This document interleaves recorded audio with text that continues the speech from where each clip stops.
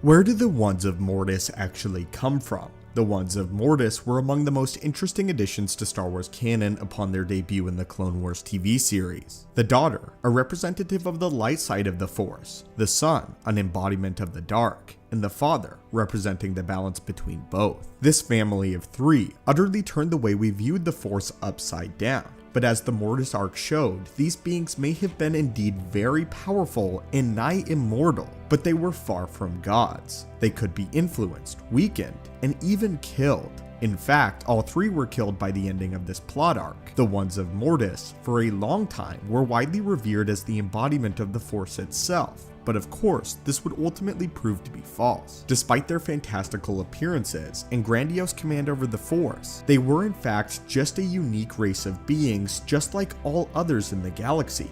But the question we have today is, where did the Ones of Mortis come from? Despite what many may believe, the Ones of Mortis haven't been around forever and do in fact have an origin. So my friends, come with us today as we explore some ancient ruins and wipe the dust off of the scrolls of the past as we now dive into the origins of the Ones. First though, according to our analytics, a lot of you that watch the channel haven't actually subscribed yet, so if you want to stay up to date with everything Star Wars lore related, force crush that subscribe button. Now acolytes, let us begin. The Ones were said to have arisen from a geyser on an unknown tropical planet. This account was given by a species known as the Killik and their oldest member by the name of Tharut. He claimed that the Ones were a remnant of a people known as the Celestials. The history of the Celestials is a bit muddled. First though, an interesting part of the species known as the Killik who first identified the Ones of Mortis is that they do not distinguish between the fact and fiction like humans or other races do.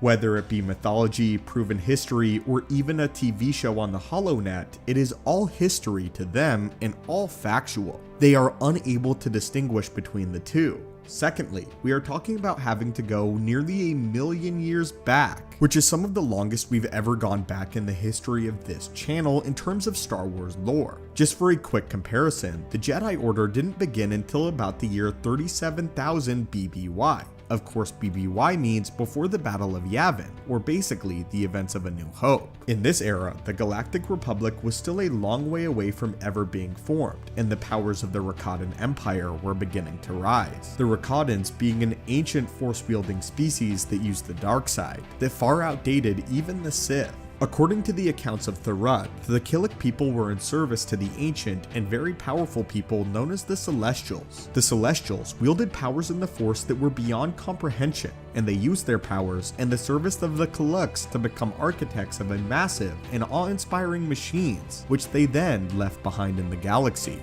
The identities of the Celestials were considered largely a mystery due to a lack of information on them. Evidence of their works led many to determine that the galaxy was once visited by these stunningly powerful alien architects. Even their appearance was something of a mystery. The Celestials were said to have a malleable form, meaning that it was subject to change. Another theory even states that they were a group of discorporate entities who had perhaps merged themselves with the Force thousands of generations earlier and continued to guide the fate of the galaxy ever since. Essentially, beings that joined with the Force itself. According to the Killiks, a connection was present between the Celestials and the Ones. It was believed that the Ones were descendants of these Celestials. Similarly, the Griqua and the Rakata species acted as servant races to the Celestials alongside the Killiks. Essentially, the Celestials were the gods of the time. Together, they worked to build astonishing technology projects that range from the assembly of star systems to the engineering of hyperspace anomalies. These machines would also include the likes of the Centerpoint Station, which had the ability to pull entire planets into its tractor beam, as well as created the Cosmic Turbine, which could manipulate gravity on a mass scale using hyperspace technology. These ancient architects were also said to be responsible for seeding the core worlds and establishing life on them with the human race. The human race, which at the time was referred to as the Zell. Pre-Republic specialists believed that the Celestials were responsible for the circumferential hyperspace barrier, possibly as a defense against outside interference, which would include the Rakatan Empire, as well as the species such as the Yuzhong Vong, or perhaps most terrifying of all, the Null Null. For those of you that aren't familiar with the Null Null, I recommend checking out our video on why traveling to the unknown regions was nearly impossible and spelled certain death.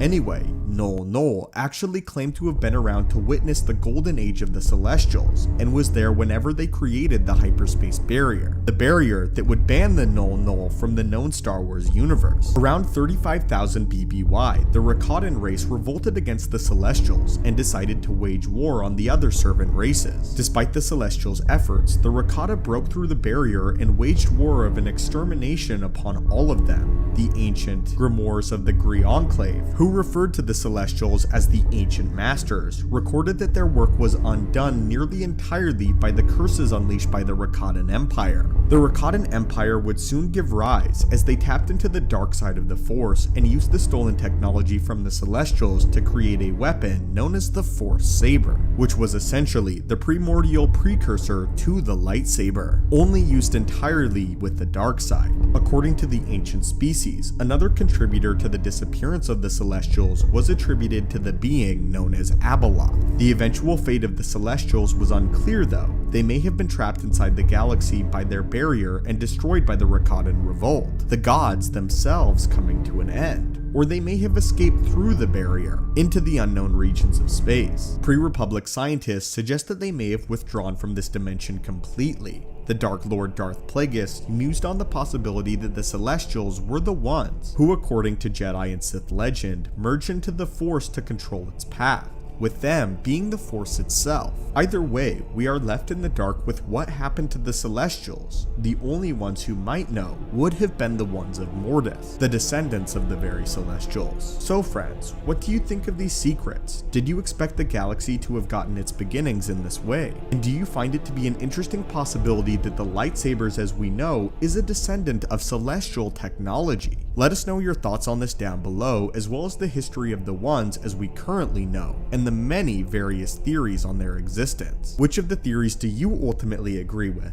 Did the Celestials become the ones of the Force itself? Did they flee the known Star Wars galaxy and abandon it completely? Or were they all killed off? As always, my friends, thank you guys so much for watching as we continue to delve deeper and deeper into Star Wars lore. We hope you are enjoying. As always, may the Force be with you and have a great day.